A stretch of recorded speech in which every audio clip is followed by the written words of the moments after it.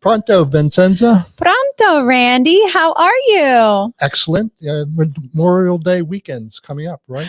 Yes, it is coming up, but welcome everyone to the Pronto podcast. We are at number 30, the 30th podcast. Oh, yes, that's right. And welcome everyone to our lifestyle podcast where we discuss all the beautiful things life has to offer, whether it be inspiration, motivation, stories, current events, fashion, you name it. We love to talk about it. And it's here right at our Pronto podcast. And yes, Memorial Day weekend is coming up. I am very excited that it is like the beginning of the summer season, which is my favorite. Yes. Are you a summer guy or you prefer the winter? Summer. Summer all the way? Yeah. I love warm weather.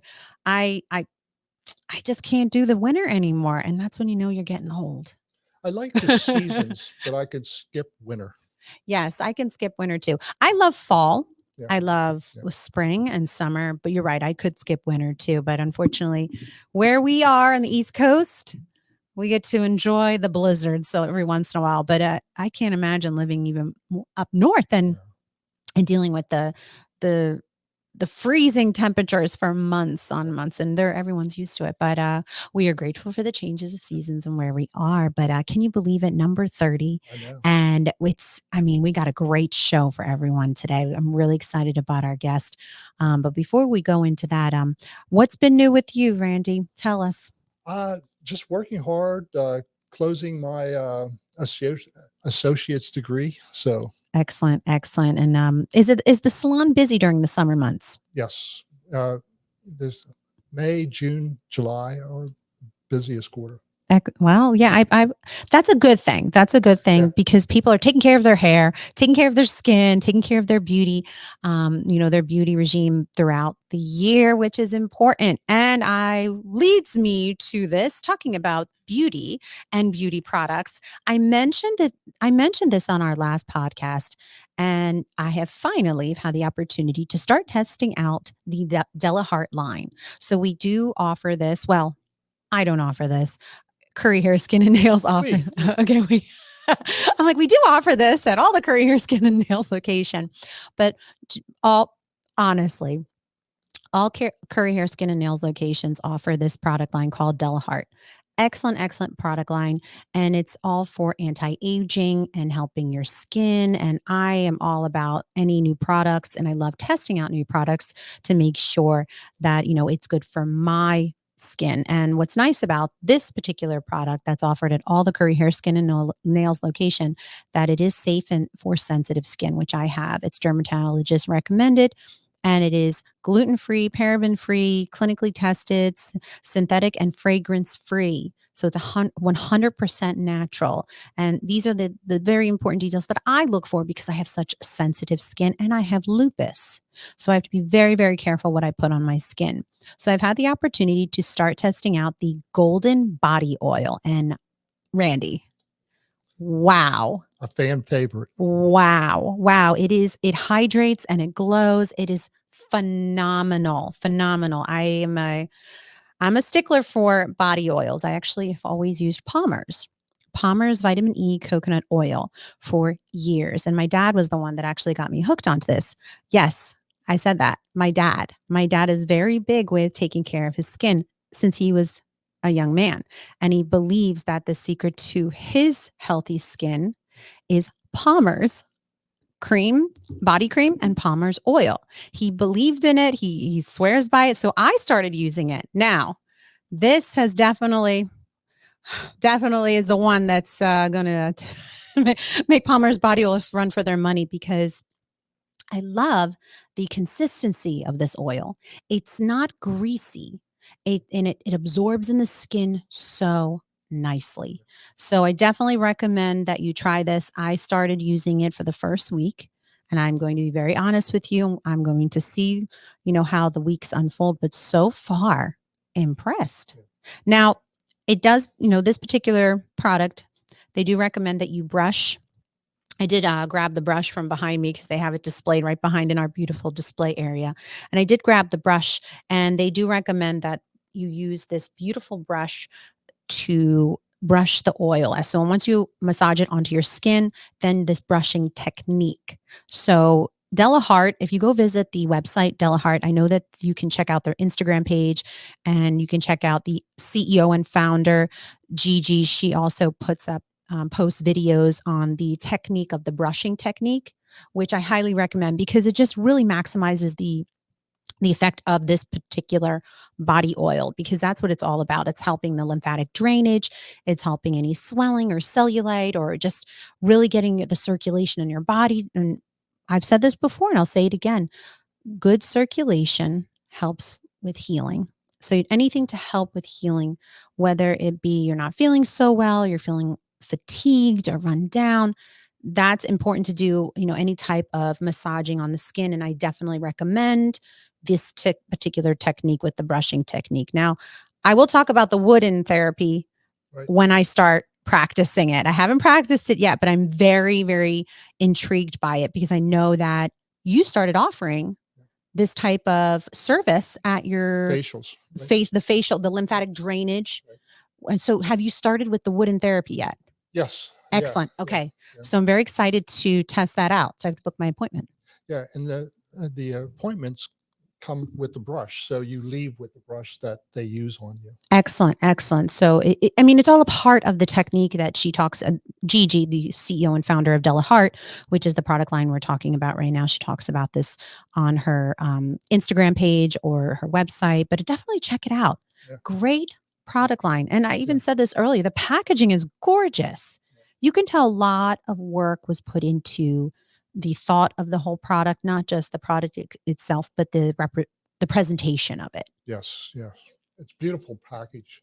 And her family has done this for years. Her mother, grandmother used the brushes, and she has a copper brush for your skin, legs. And, Excellent, excellent. I'm very excited to try the rest of the line. So one product at a time to make sure that I don't have any reactions or anything because I'm so sensitive, but so far so good. And you're coming in for a facial, right? Yes, I promise. I promise. I have to come in for that special facial, the lymphatic drainage and the wood therapy and the brushing. I'm so excited. I'm so glad you're offering that. Well, anyway, talk about beauty and, working with different, incredible, amazing people. We always feature some dynamic guests here at Pronto. So without further ado, I would like to introduce our guest. With extensive training across the globe, including working on photo sets with celebrities, Giovanni Giuntoli, how about that for you, Randy? What a name. Has honed in his finishing skills, developed a keen eye for symmetry and balance, and mastered the art of working with diverse hair types and textures. His career reached new heights when he transitioned from a prestigious Chicago salon to the bustling world of New York City Fashion Week, where he traveled with celebrities and showcased his talents at, I believe it's called Cutler Salon. Designers and celebrities alike were impressed by the speed, precision, and personalized touch he brought to each hairstyle, no matter how intricate, too. Giovanni is a celebrity hairstylist, a bridal hair expert, educator, and motivational speaker for Tearsheet. Please welcome the Giovanni Giuntoli. Pronto, Vincenza. Pronto, Randy. Pronto. Pronto. Ciao. I love Ciao. it. Listen, when we saw that you were coming on the show, I was so excited to say your name out loud. I'm like, I know this. I know Italian and I got this. Do people pronounce it the way I'm saying it, or do you have people that also mispronounce it like my name? People mispronounce it more usually. And a lot of people want to really shorten it down for some reason. There's too many letters. I don't know. But I've met people where immediately as I introduce myself, my name is Giovanni, they go, "Hey, G, what's going on?" Yeah. And all of a sudden I'm G and I'm down to one letter from 8 letters. Oh, my goodness. And I won't even get into the last name. That's, a myriad of stuff. Or people think that my first name is my last name. So It's a toss up. Well, you have a beautiful Italian name. So are your family from, just be careful, Randy. I know we had a little technical malfunction over here. Mic drop. The mic drop. Actually, just hold it. Just hold it. Can you hold it the whole time? Yeah. Perfect. Is it Oh, okay? You just hold oh, it? Good. your assistant's Okay. head dancing I there, know. everybody. I know. Right? I know.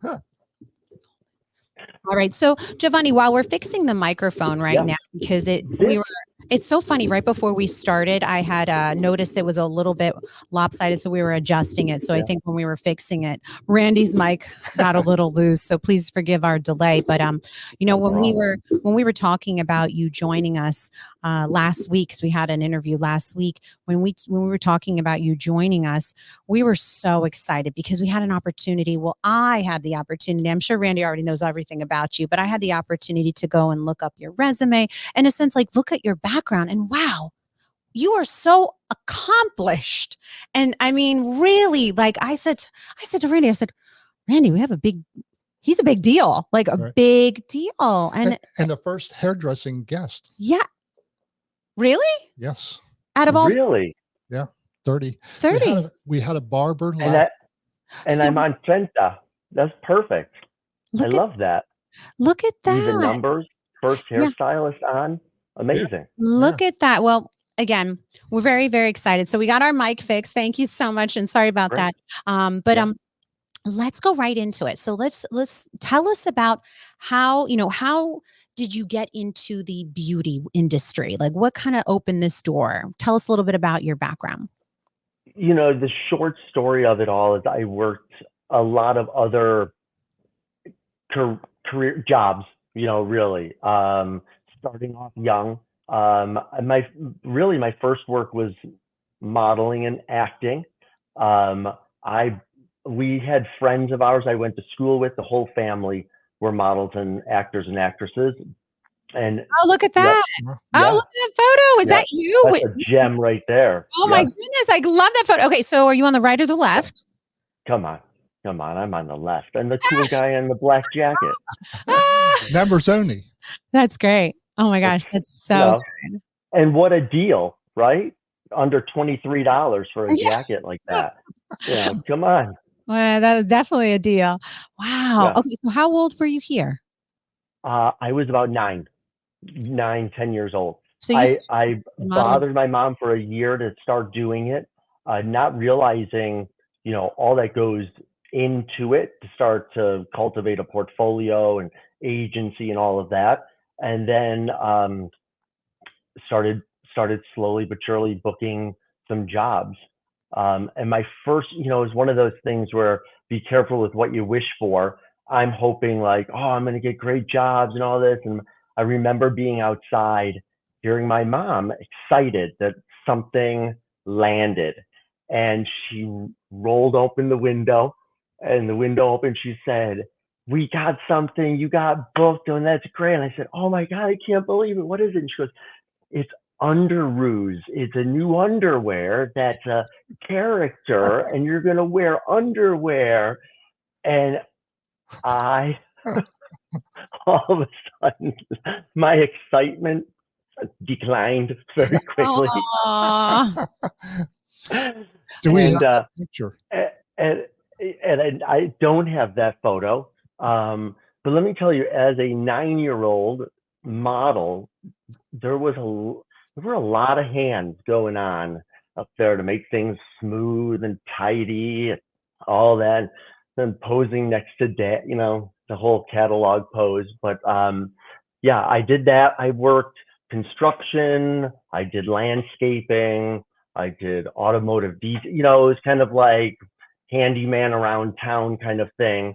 I did some retail. I then worked at Baskin Robbins, and then from Baskin Robbins, made the jump to the hair industry, really. And it was just meant to be a summer job where I was making more than what I was making at Baskin Robbins, working with a friend of mine that owned the salon, whom I had met at Baskin Robbins, and started working there. And it started becoming a conversation, as I had to also prepare to sit down with my dad and explain to him that college may not have been, in my sights, and it'd be a challenge for me to find something that I liked for a reason to go to college.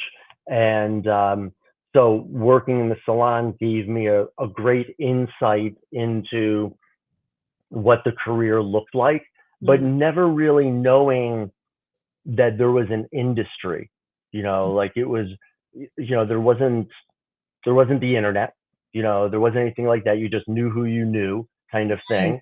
And so I worked at a great salon in the outskirts of Chicago, and I just fell in love with it, and fell in love with the idea, talking to the owner, that there are so many facets of the hair industry, and then outside of that, just being a creative field, that, the concentric rings, if you would, really, radiate out, but all keeping like a real symmetry throughout it. And so that's where I got my introduction to the hair salon and doing hair. Okay. Cultivating my gift to gabbing and talking. And it took off from there. Went to beauty school right after high school, and started working. Where did you go to beauty school again?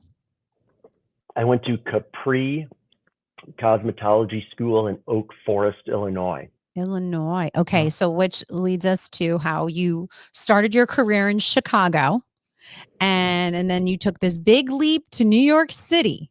So could you tell us a little bit about that decision and transformation it created, the transformation that it created in your life?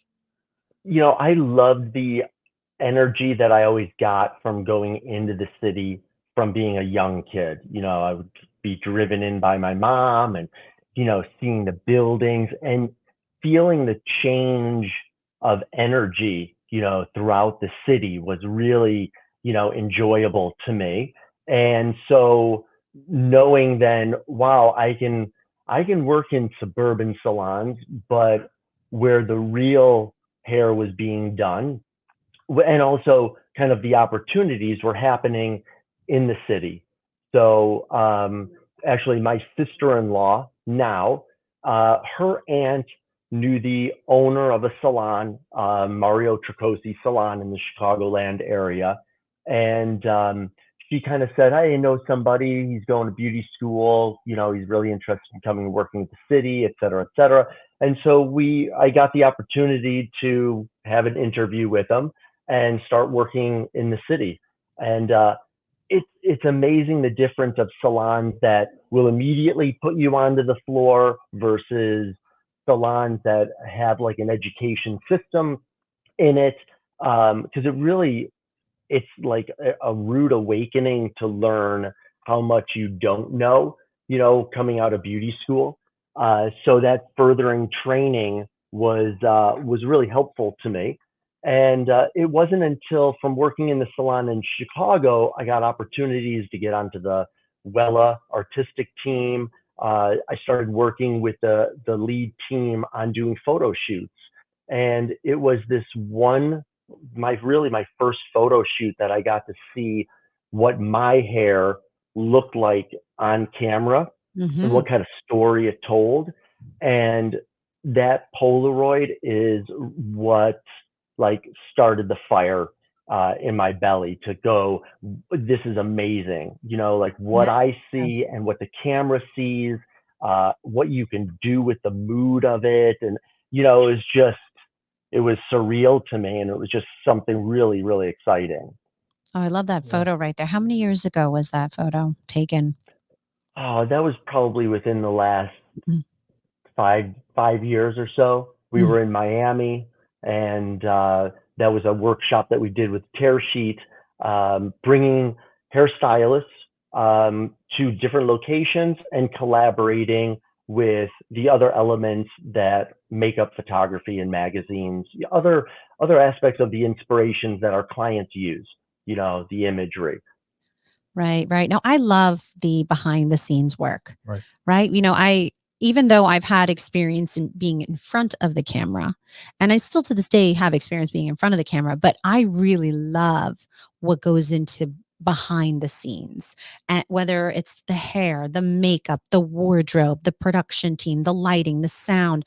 I love the production part of putting up, an image together or a video together, whatever it may be for some marketing campaign. It's like you said, it's the fire that you get, that it's so exhilarating and the adrenaline rush. And clearly you're good at it, Giovanni, because it has shown in your work over the years. Oh, thank you. Of course, I've had the chance to visit your Instagram page and just kind of look you up a little bit, and you can just see that you love what you're doing. Right. We talk about this all the time, right, Randy? That it's important to love your work. Listen, work will be work, right? It's going to be work. It's going to be hard. That's okay, but you have to love it. You have to have passion to do it well. Yeah. To do it well, Yeah. and it shows in your craft. It really does. Now, I do want to talk about the bridal side of things, because you're a bridal hair expert. And I love that, because you never know, there might be we're going into bridal season. So I'm sure there's some brides, or soon to be brides, that are looking for a bridal hairstylist, whoever it may be. Can you share a little bit about how you kind of tapped into that, that, I guess, say category, bride and bridal? Absolutely. I mean, what's really funny is doing any kind of updos for me was terrifying in the Mm. beginning, and something that I would really like, no, I'm not gonna do it, or I'm gonna try to talk you into a down look. Maybe that would be better. But it wasn't until I had the opportunity to go to London and spend time in London and work with Patrick Cameron and learn to understand how updos are not just the complete look, Mhm. but really just a bunch of smaller components that are put together to then give a complete look.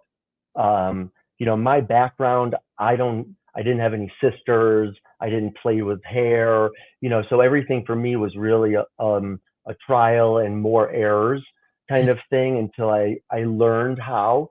So nobody in our family was, there was no inspiration and no touch of creativity like that with hair. So everything I had to do was learn. So once I learned some of those basic approaches and overcame my fear, then I learned more, I played more, I made more mistakes. I created more mistakes in order to work with them, and just a better understanding, because for me, again, the creativity didn't come natural. I had to have a process for it and break it down, versus those whom I'm envious of that can just kind of see something and then just Create it. put it together, kind of thing.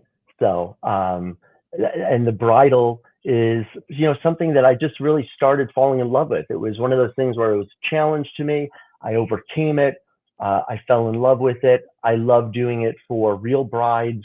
And I really love working with a lot of the designers I've had the chance to work with and work with their shows or their catalog.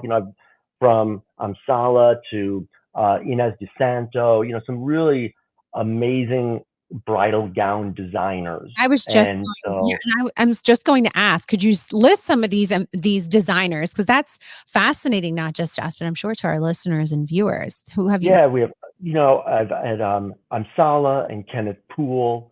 Inez DeSanto was something that we just did this past bridal season. And it's just, it's amazing to see the artwork and detail that go into each dress, because each dress is so vastly different from one another. The bead work, it's just one of those things where I really love, there's that attention to detail. And maybe because a little bit of that is me, paying attention to those little things, because I feel like that really is what separates, really good from great and greatest.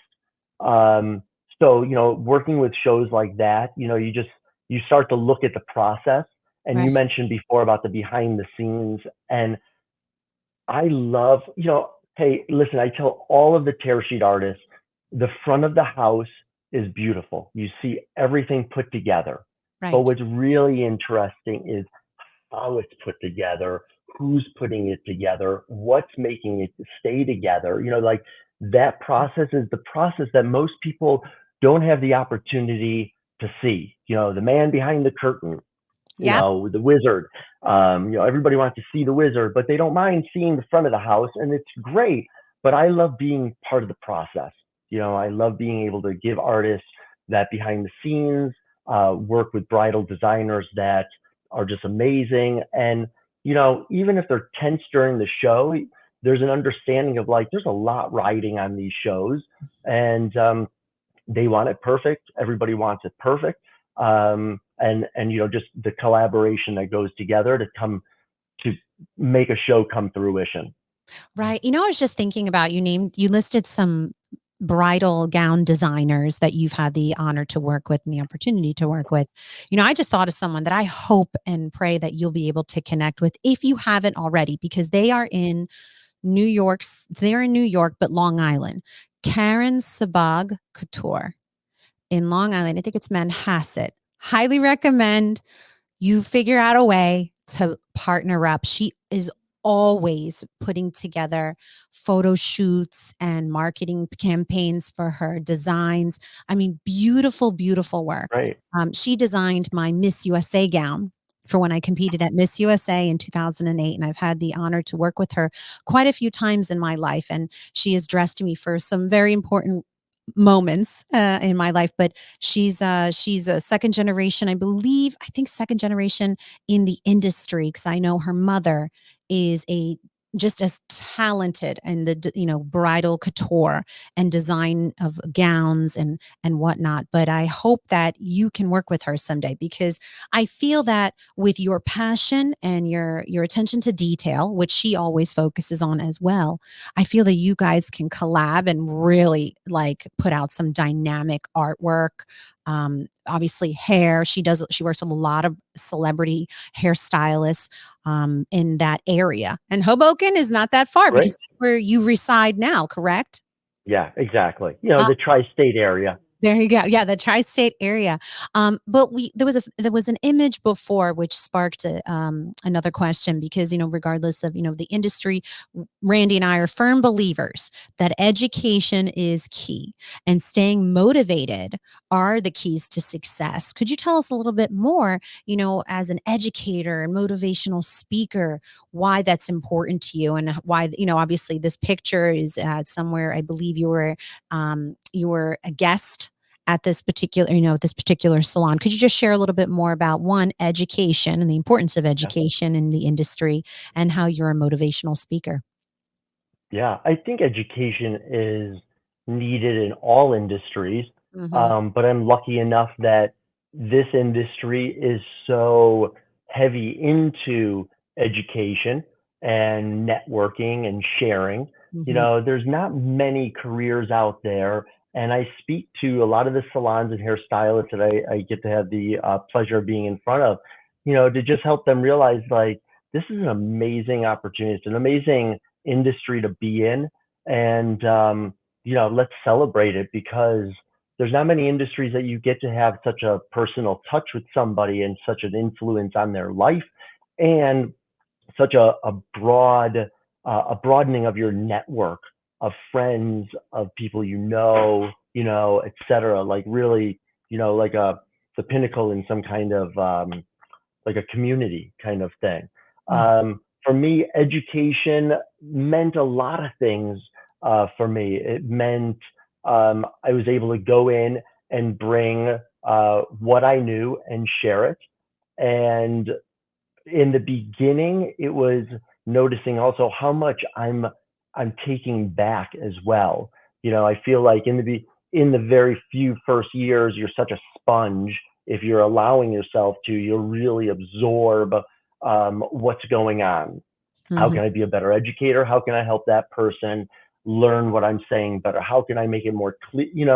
So it was the whole process for me was strengthening myself while really strengthening others at the same time. Mhm. And education for me meant travel and being able to go into different environments. Mm. Like when we work in New York City or we work in Las Vegas or Miami or Seattle, there is a complete environmental change going on, and understanding the hair, the water, the minerals in the water, how all of that Mm. influences hair, was really big and sometimes a challenge. But like, okay, now we have to work this out. What do I need more of? How do I have to work this? So, again, it was also learning a lot from the attending stylists that shared and passed on to me about what their little tricks and tips were about working with hair, with those clients that were in those areas. Yeah. And so upon traveling with shooting, I then furthered that, but was able to bring photos and imagery into education to be able to have those that are getting the education a broader understanding of what was kind of going on. But education for me was something that um, I just simply enjoyed doing, and was always really excited about getting the opportunity to bring what I knew to somewhere maybe I've never been before, another part of the world. And it was always like honored that, Italy wants me to come there. Oh my God, I'm going to go to Amsterdam and I'm going to educate them and share, like they want to know what I know. Yeah. Like, And wow. that's a big deal, Yeah. Giovanni, but you've put that time in. You've put that time in, you put the work in.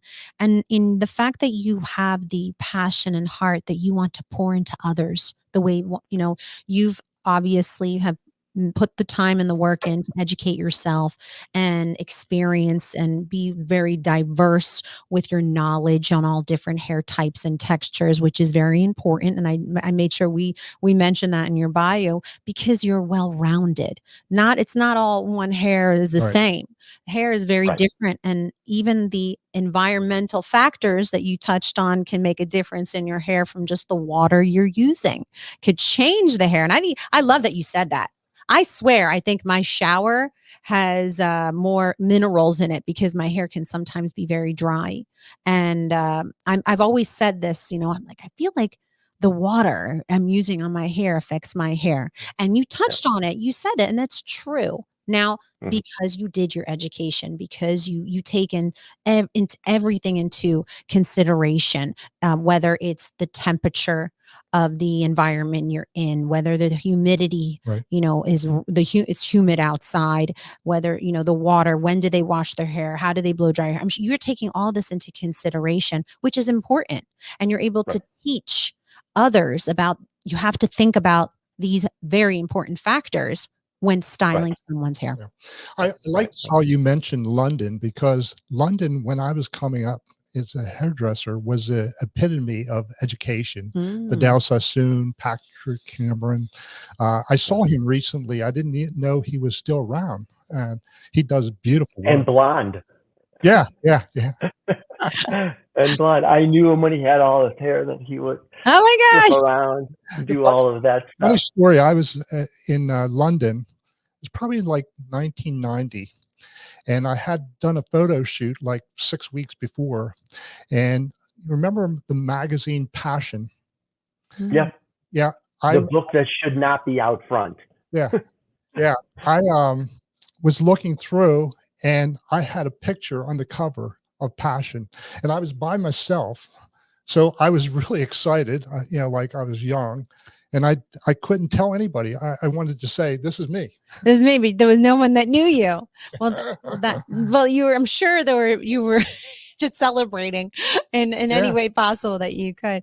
But it's going back to how you're pouring into others and educating others and passing your knowledge to others, and that's something that you know people that are in your presence. I'm sure they're aware and understand that you are giving them very good information. And I'm sure people that have this opportunity to meet you, they understand that. But as you continue to pour into others, I'm sure that, I mean, the fact of the matter is that people have the honor to know you and to work with you. And even if they're not a hairstylist, like a bridal gown designer or a makeup artist, to be in your presence. I mean, just from our short conversation we're having here, Randy, I can tell that Giovanni is a professional.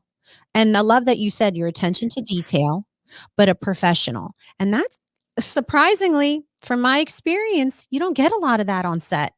People don't have those common, the common sense, the common courtesy or the respect. You don't get that often. You don't. And it's frustrating because you think you would. You think it's expected, but it's not. So when you do come across another individual in the industry, especially the beauty industry, that has this level of expertise, talent, the resume, the experience, but also the level of professionalism. Right.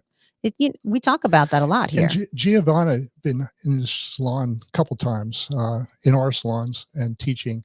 And one thing is he's down to earth when he's teaching, and he's, identifiable. Right. So like, I can tell. Yeah. I can tell. Relatable for sure. Yeah. Relatable for sure. Approachable. Approachable.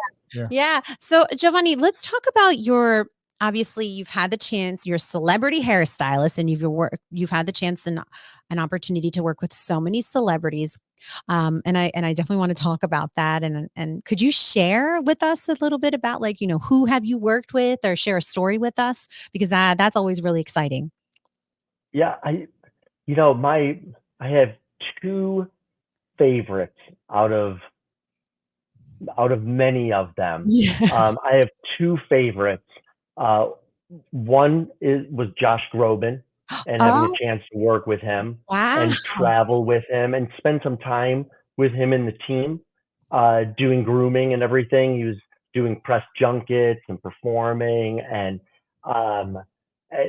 another just real down to earth celebrity that was happy, and I think understanding. Like going back to what Randy said about, London, like in London, in England, hairstylists are rock stars.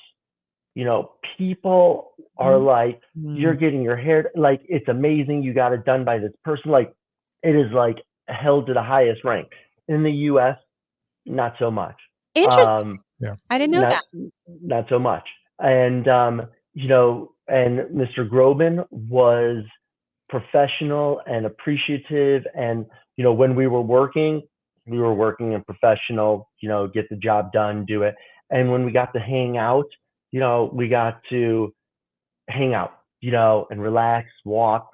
I had the opportunity to do a bunch of things. I got to test flights, Delta test flights, and do all these other special things, and like with the celebrity, and you're like, oh my God, this is amazing. We got to play cool. Like, what do you do? And I'm like, his hair. We got to play cool, right? But that's really awesome. That's really neat. And I love when celebrity stylists, whether they're hair or makeup or whoever they may be in wardrobe, and they share with us how their favorite experience is working with a particular celebrity and how down to earth they are. I love hearing stories like that, because you don't know, when we see these celebrities, on social media or on television or where, wherever it may be in a print, we don't know who they are. We don't have a chance to connect with them or get to really know them. So it's really nice when you share that behind the scenes, how they are really.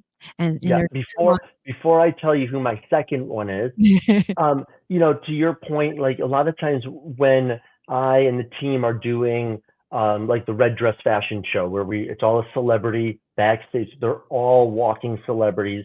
We get, 3-4 hours with them.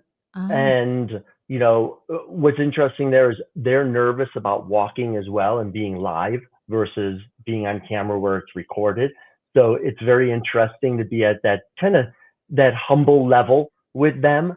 And there's rehearsing things and walking and doing that. But we're only getting a few hours with them, and there's a connection, but not like being able to travel with them and spend some Yeah. behind the scenes time with them. Gotcha. Yeah, no, that's interesting. So wait, who's your second? So my second is still my childhood hero, Bruce Springsteen and the E Street Band. Oh, Wow. So That one, favorite celebrity you've worked with? yeah, that was my favorite. That was my favorite because it's somebody that I remember, getting up at 1 a.m. because there was an interview going in and flipping the tape and then pushing record and play at the same time so I can listen to the interview while Springsteen was on the interview and playing all these, new songs and stuff like that. It was a favorite of my brother, so we really grew up with that name, around the household. And when the call came and I was able to join my friend and travel down to Atlanta and spend time with that group, it was like you had me at Brew.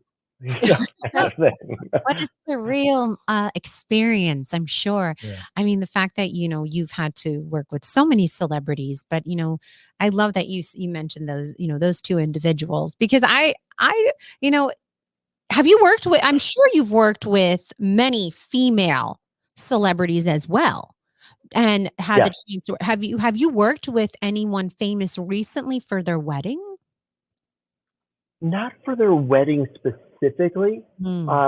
but more so for the red dress show and the Okay. celebrity show. We worked on Bellamy Young and Elizabeth Green. We had Sophia Coppola there.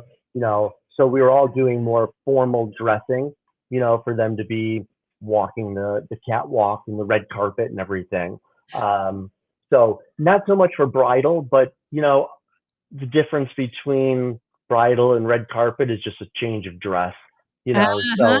so being able to still dress hair up in that understanding, yeah, dress it in whatever you want, I'll call it accordingly. Tell us a little bit about this red dress event. I think I'm visualizing it in my head, and I think I know which one it is. But I want to make sure that I'm thinking of the same one you're, explaining to us. Could you share a little bit more about what this red dress event is? Yeah, so this is the American Heart Association Yep. red dress collection, This is a bit. That's a big and event. Mm-hmm. huge event, Mm-hmm. and they've been putting it on for the past maybe 10 years Mm-hmm. that I have been working on the show, co-working with the team. And about 6 years ago, then got the call to bring in the tear sheet graduates into the event. Because every year I noticed there were different leads working with the show. So I was getting called, or my agent was getting called by different individuals Mm-hmm. that would have a chance to work the show from year to year. And so then about 6 years ago, we got the call, and I thought, you know, let's really pull out all the stops, told in all the graduates, went in prepared and ready, and we've been doing it every year since, consistently. And so it's a big honor, and it's an amazing opportunity for hairstylists to that work behind the chair, 25 hours a day, every day, and to come and rub shoulders and do hair on a celebrity. It might be somebody that you watch on Instagram. It might be somebody you're watching their Mm-hmm. show. It might be somebody you grew up with. The range of celebrities that are there are vast, Yes. and to be able to go, you're a hairstylist. You know how to do hair. It's now take your mind out of the salon, and now we're going to apply it to a person. They're on camera a lot, that's fine, but they still have hair. We're still going to do beautiful hair, and we're going to treat them like we do all of our clients. Right. And every year it's amazing, and to see who we get the chance to work with and see the faces on our team to be able to go, oh my God, I just worked with Sheryl Crow, or I just worked with Miss America, because every year we get to work with the new Miss America. Yep. So Mhm. it's just like, I'm so glad to be able to open the door up for those opportunities to hairstylists that work in small towns and maybe don't think or aspire to do editorial work. It's not around them, but sure enough, we can get you to be able to get some exposure with celebrity. Yeah, I know. That's you said it earlier that the Miss America winner always attends the event, and I've Right. seen this throughout the years, and that's how I know about this event, because beauty queens tend to model in this particular event, but there are so many influential people that are modeling in this event, all ages, all sizes, all walks of life. They could be, like you said, a social media influencer, an A-list celebrity. They can be a singer, a songwriter, whatever it may be. But it is a very impactful event, and the fact that your Tear Sheet members get to be a part of that is significant. Which leads me to my next question. You are the artistic director and founder of Tear Sheet. And I want to talk about this. I want to talk about it some more because we've mentioned it, and I really want to just dive into it even more because you've immersed your educational program for beauty professionals all together and really have brought it to light. And tell us a little bit about your inspiration for creating this company and brand. Well, Tear Sheet was created for multiple reasons. First, me really noticing that there was a need for this type of education, for this type of exposure, for this type of understanding, seeing that imagery was our way of communicating with a client. Mm-hmm. And if we don't get a chance to get a clear message from the client, then we have less of a chance of hitting the mark and delivering the desired results for our clients. Mm-hmm. No longer I feel that, music, used to be the international language. Now it's like, no, imagery is, we know what we like, we know what we don't like. We could bring images in to show color, shape, texture, et cetera, and really be able to get our message across. The problem that I saw was there was the salon hairstylist and world where the client brought in the image, and there was the hairstylist that was creating the hair for the image. And there was no bridge from the one to the other. And so I struggled with getting to understand the image because, again, me not having any background, looking at an overall picture, not understanding the intricacies that build it, I just thought people were like shotgunning pins, like just literally like just grabbing pins, throwing them, like just turn your head upside down. We're gonna start throwing pins, launch boys, and they just start, and it's all up, and I would put that picture on my mirror in front of my client, and we both would stare at the picture and then stare at her hair and then stare at the picture and stare at her hair. And I go, I don't know why I can't duplicate it. And it was like that moment in your career when you stop doing hair to just do hair, and you start doing hair to do hair for the person. And my understanding of doing editorial work started adding into it and started going, this is just inspiration. I don't need to literally make this black and white photo look like this person that's living here with different hair and different color hair and different, like there's too many variables. And all of a sudden that made my career and my life, so much easier. And I saw as I was educating and sharing that the audience was very interested in becoming part of the hairstyle. Like, what does it take to be the hairstylist doing the hair and not just be the hairstylist using the hair as inspiration?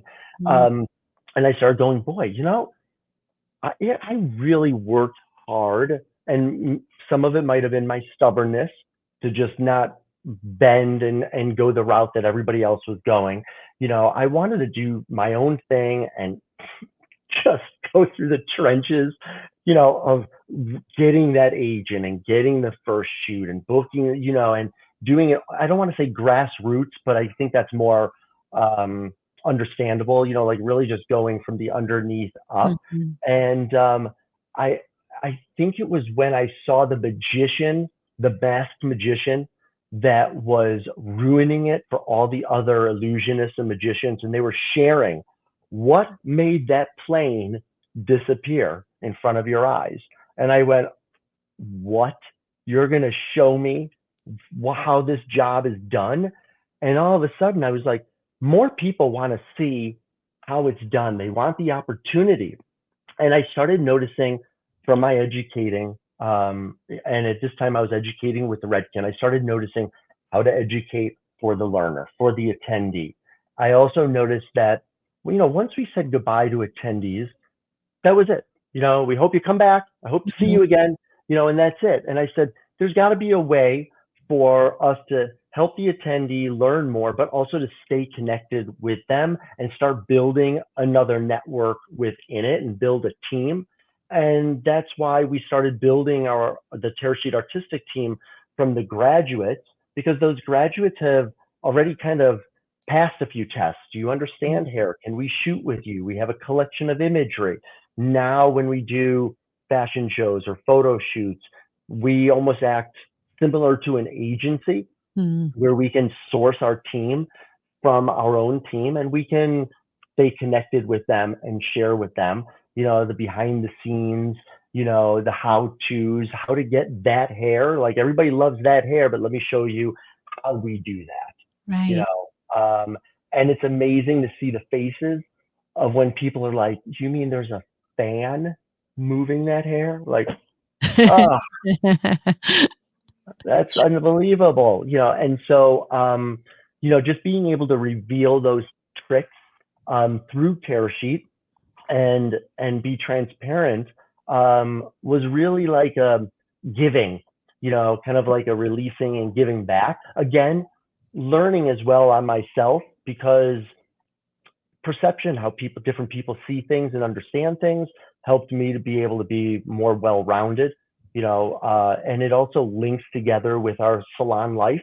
And it also, for me, links together with not only salon life, but also bridal, and changes the way even I have a consultation, and asking questions about lighting, movement, what is that photographer going to be trying to capture? And therefore then we can give the photographer something to capture versus letting them wait for the right moment and their shadows and straight, let's have a next level conversation with you and where you're going with imagery, and therefore helping the hairstylist doing that as well within their clientele in their salon. Where did you get your inspiration on the name Tear Sheet? Well, it was first Loop Studio. Now, there is a loop, like a jeweler's loop, to look at contacts, right? Like small images. And that loop spell is Loupe. Okay. But everybody was calling it Lupe Studio and wanted to know who Lupe was. Oh. And I was like, I gotta change. I think we gotta change the name. I had a partner at the time, and it's one of those scenarios you go, it's never going to happen to me. And then you're like, oh my God, I'm like the poster child of that exact thing happening to me. And really found that Tear Sheet is a name that we give to the images that we either used to tear out of a magazine or that we download now from an image or screenshot and put in our portfolio. Those are tears. Those are tear sheets, to show our work. And for hairstylists in the salon, it's your images of, your portfolio resume, of the hairs you've done.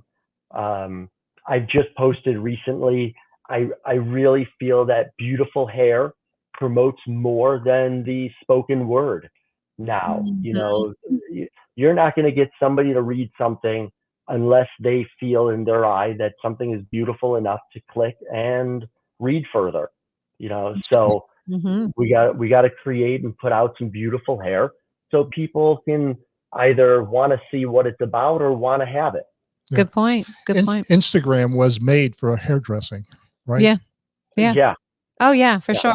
It's definitely an excellent tool for all hairdressers to take advantage of. It really is because it's visual And imagery. and that's why it's so important that we understand what's going into creating the imagery that is stopping people from scrolling. You know, Mhm. why does Target and Armani and all these other top brands or household name brands, why does this image grab our attention?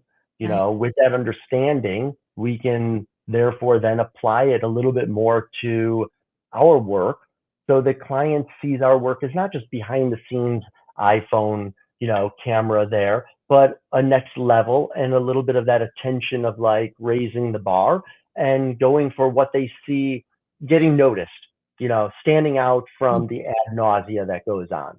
Right, right. And just so for any of our listeners and viewers, if you would like to follow it's called at Tear Sheets with an S on Instagram, correct? Yes, Giovanni, I just want to make sure that, oh, here we go. Right at the bottom. Definitely that's follow it. all three Instagram That's handles. it. That's what I want to make sure. I want to touch on that. And I do want to mention this because this is a question from one of our listeners. What has been the best part of your job?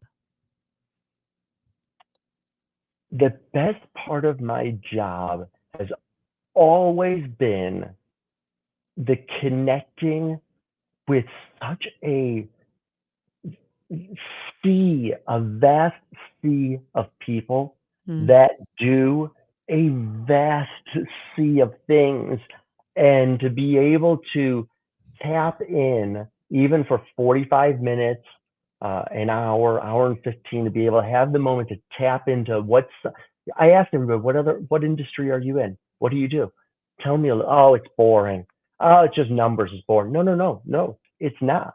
It's not boring. Like, it's something that I'm mhm. not doing that right now. I'm doing hair. So tell me about something that I'm not doing. And it's just that I feel that's something that really drew me to it, was the salon owner that I had met through Baskin Robbins, the people he knew, like, I know that car dealer, I know the person at the bar, I know the owner of that bar. We can go, and like, hey, how are you? How people say, I just went, he is like a celebrity, but like in the know kind of thing. And Right. I just think that, if we just listen and find more out about a client and stuff like that, just for me, that gives me the juice. Like, when I see new clients, I'm like, ooh, somebody new. Oh, I wonder what they do. And I start having this narrative in my mind. That You was know, the idea behind Pronto. Oh yeah. Yeah. We bring in on artists or any industry specialist. Right? hmm I don't know if you know, Giovanni, my profession outside of the podcast and television hosting and the beauty pageant world. I'm also the executive state director of Miss Delaware USA, Miss Delaware Teen USA. So I'm in the beauty industry. I'm in it. yeah, But my ultimate profession is I'm the owner and operator of an Italian restaurant in Delaware called V&M Bistro. I'm third generation in the Italian restaurant industry. And my favorite part of my job is the same answer that you gave as the favorite part of your job.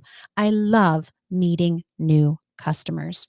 yeah. I love it. Not that I don't want my existing Oh, we customers love to then go, what, he doesn't care? we love Like, them. no, we will continue our We story. love them. Right. We'll Right, continue as I get to know you, and right, but right. new ones are, it's Yes. like an exciting first date. Yes, Right. that's I exactly. wonder what's gonna happen. I Yeah, wonder what's gonna happen, yeah. like, after the date. Is there gonna be chemistry? What will I find out next? That's so funny how he puts it that way. Yeah. But it's true. I had to serve on Saturday for dinner service. We had a server called out, and I had to serve. And I love serving because it's like a hands-on experience right now. I really get to dive into what's happening during service.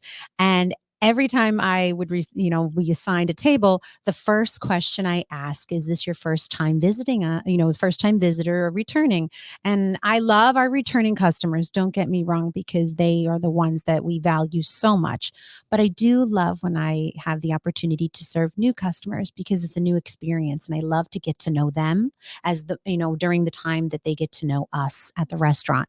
And so I do understand how you connect and how you enjoy that. And that's the best best part of, your, I don't say the best, but it's one of your favorites, because we have so many favorites, but one of your favorites when you're, having the opportunity to meet a new client in your chair. Yeah. Yeah. Well, I have to just shift gears a little bit, because I see that we are, I can't believe it's been an hour. It hasn't felt like an hour. And Randy has been talking nonstop. No, well, I don't know if He doesn't let me speak at all. Oh, if you don't know a little bit about us, I'm the one that enjoys the conversation. I'm the Ed McMahon. Yeah. And she's the Johnny Carson. But here's the thing, like, that's why I say to Randy, I was like, save it for the podcast, because Randy is listening. He is so engaged with the conversation, listening. Oh, learning, you right? got him, Johnny. Right. I want to talk about the salon at Hoboken, because you saw on the Instagram handles, there were 3 Instagram handles that we're suggesting to all of our viewers and listeners to follow: at Tear Sheets. And then there's at Giovanni Giuntoli _. And then the third one is at the salon at Hoboken. Tell us a little bit more about your salon in Hoboken, New Jersey.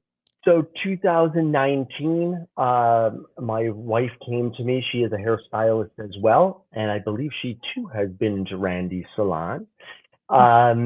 She, was frustrated with, I think, some of the salons that she was working in, and I said to her, listen, if you feel you can do it better, then let's do it. By all means, then you should put something together, and that way, then you can hone and put out the product that you want, and hold yourself at that level, and cultivate that that business. And so the end of 2019 is when we opened. A few months of finding a space, and we found a great, like an intimate 4-chair with another private room, real simple and clean, with floor-to-ceiling windows. Not a walk-in salon, which we really felt and both agreed that, the walk-in salon these days is kind of going away. Like, you don't have to be on a main street to get clients. The clients these days are researching or Googling or reading reviews. They're not going, oh my God, I have $500 in my pocket. I'm going to go get a balayage. Let's go do that. I don't even know this salon, but let's go take a chance. Like, they're finding out about it. They're looking. They're asking friends.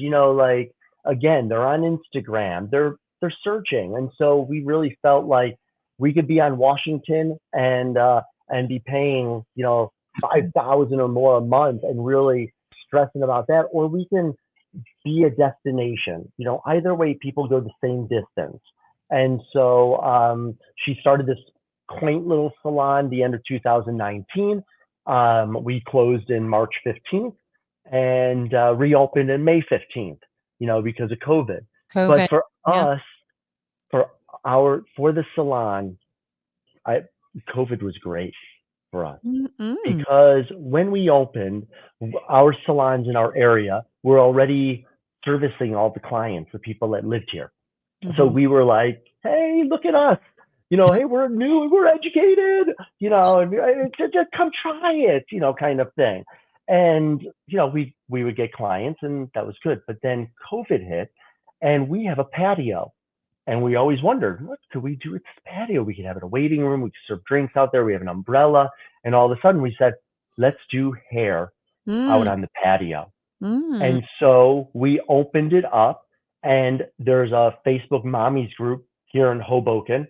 And let me tell you the fire that it started. It was unbelievable, because individuals, spouses had to go back on Zoom, had to go back to work, had to go back, and nobody had gotten their hair done. So after a small, short amount of time, our books were getting filled, because we were doing color outside, we were doing haircuts outside. People were loving the experience of being outside. Others who were more bashful or shy, or more trying to be more safe going inside, they were loving it because, great, now I don't feel like I'm inside and then I'm going to carry it home for a loved one. And so no other salon in Hoboken has a patio. And so there were a few people that went to homes, but because of the Facebook Mommy group, we were getting reviews. We were really adamant about, please leave a review so more people can find out that we're offering hair services outside. All the other salons offered, like, they just had sidewalks. And so for us being able to have the patio, it really put our salon on the map. Mm-hmm. And I really feel like it's one of the top 3 here in Hoboken, busyness wise. I feel look, professionalism, etc. Just That's like, fantastic. yeah, Oh, it was really great. Not to say like COVID was great, but it did work for us. It did work for us. Well, it just goes to show of you, again, going back to your expertise, your level of professionalism, your experience, you were able to adapt and pivot, as we called it back, during that pandemic time frame of 2020. You were able to pivot and adapt your salon and how you structure things and how you operate to accommodate what was being thrown at you, because that's really what it was. We were being thrown things left and right, and we had to just pivot and adapt the way we saw fit was best for any particular salon, the way you saw fit. And it worked, it clicked. And that's amazing that you were able to prevail and be successful. Yeah. Education has changed quite a bit. Mm-hmm. The way people are educating and and getting education, we've had to pivot in that realm as well, as it impacts clientele, it impacts us, it impacts how we learn. There's the concentric rings. If we don't think it's going to hit us, it just means it hasn't hit us yet. It's going to come. Mm-hmm. And so there's been changes and adaptations and, flowing through quite a bit. I'm so happy to hear that, your salon survived such a difficult time and you were able to continue to grow and acclimate yourself in that community, in that area. I hope someday I'll be able to visit your salon, Giovanni. We're not far. I've driven to the salon there. I have family in New York. I have lots of family. My family's originally from Brooklyn, New York. They moved to Delaware 40 years ago. My parents moved to Delaware over 40 years ago to open up a pizzeria here in Delaware, and they never left. But we still have lots of family, lots of friends in New York, even in the city. So I know a little bit of Hoboken, actually. I know a little bit of Hoboken. So next time I'm in that area, I'll do my best to stop by and visit your salon. I mean, it sounds we'll have an espresso. Yes, we'll have an espresso. That's right. I like your thinking. Well, Giovanni, we are at the end of this incredible interview. And at the end of all of our interviews on our Pronto podcast, we like to ask all of our guests this traditional ending question. So the question is, if you could interview someone from the past or present on a podcast, who would it be and why? I have 2 that I would do. One is present and one is past. Okay. I would like to get back onto a podcast and I would interview Bruce Springsteen again. I love that. Okay. I would have a different approach, different feeling, like I'm not on the job. I'm now in charge. I think that also because of, time change and his exposure, like there's a lot of things that have gone on in everyone's life and people have pivoted, people, et cetera. My second person, and the reason, as I stated before, childhood friend, somebody I had to work with, somebody, again, who shows up in the strangest places, Springsteen, like he's playing for a president, or he's on Curb Your Enthusiasm, or he's doing, like sometimes I'm like, what is he doing? What is he doing there? Oh, what? Or he's on stage, somebody pulled him up and he's on stage playing. And I'm like, amazing. This guy gets around. For his age, he looks fantastic. My second would be Gianni Versace. Yes. That's a good one. The piece behind me was a gift from him. and the team at the the Fifth Avenue Street boutique. Because when they opened, I had started doing all the hair for all the employees. I'd gone in there, I introduced myself, I said, I'm down the street and I want to be able to take care of everyone here. And I thought that would be a great way to get in front of Johnny. And so when they had the big grand opening, I got on the list to walk the red carpet. Amazing. And sit and talk to Johnny. And, and this ended up then as a gift for me afterwards, as a thank you for helping the team and helping the studio grow. So I really feel like, his taste, his approach, his life was just very interesting, very vibrant, and so I would sit down with him and be able to talk a little bit further. Wow. I love that. Really. I love that. That's really great. And what story. a beautiful gesture that he gifted that beautiful momentum behind you to, just to remember that moment, that time. Yeah. And I love that you feature that in this podcast. That's a great idea. That's your backdrop. What a great idea. Yeah. Well, Giovanni, it has been a true honor and pleasure to speak with you and learn about your history, your story, and what you are, what you're doing today and how you're pouring your knowledge and wisdom into others. And anybody that has the honor to, learn from you, I mean, they're lucky. Yep. They're very, very fortunate, very lucky. And we feel, again, honored to have you on our Pronto podcast. And we wish you continued success and everything you're doing. Thank you. And it was a real honor. Thank you for letting me share and have the exposure to your viewers and be able to, kind of share my brand and, my history. So I hope everybody found it useful or at least entertaining at moments.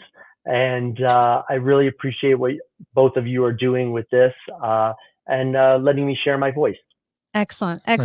Well, you have a beautiful day, and I hope to see you in person. Yeah. Ciao. Sounds good. See you soon. Ciao.